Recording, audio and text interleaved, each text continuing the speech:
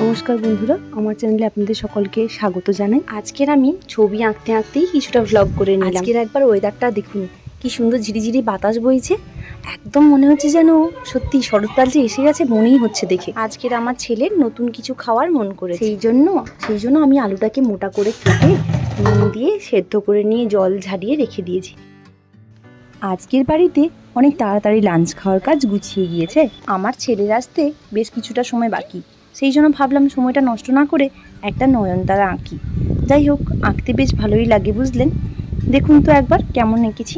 এরকম একলা দুপুরে ছবি আঁকতে আঁকতে সময়টা বেশ ভালোই কাটে।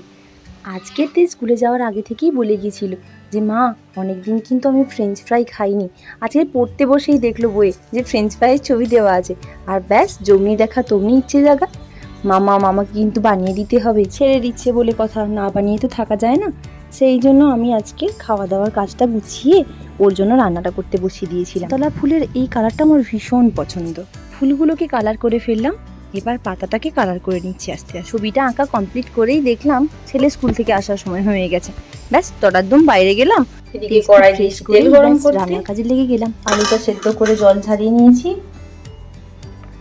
কর্নফ্লাওয়ারের উপর আলুগুলো দিয়ে দেবো। হালকা হাতে কর্নফ্লাওয়ারটা লাগিয়ে নেব। তেলটা গরম হয়েছে নাকি দেখবো। ব্যাস গরম হয়ে গেছে তেল। ব্যাস ডিপ ফ্রাই করে নেব। আর ছেলে এখানে মশলাটা বানিয়ে নিল। ওদিকে ডিপ ফ্রাই তো হয়েই যাচ্ছে, প্রায় ডিপ ফ্রাই হয়ে গেছে। আর মশলা দেবে, ডিপ ফ্রাই তো হয়ে গেল, এবার মা মশলা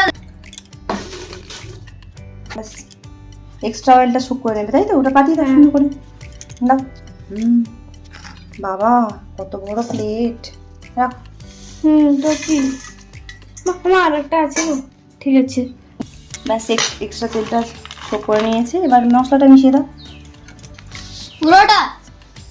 বাদ বাকি মশলা লাগানোর কাজটা তেজই করছে। যাই হোক, মা আর ছেলে কথা বলতে বলতে রান্নাটা কমপ্লিট করে ফেললাম। এখন তেজের স্ন্যাক্স টাইম। তেজ বসলো এখন স্ন্যাক্স খেতে, আর আমি এইখানে ভিডিওটা শেষ করছি। আপনারা সকলে অনেক ভালো থাকবেন। পরবর্তী ভিডিওর জন্য চোখ রাখুন চ্যানেলে। আজকের মতো টাটা।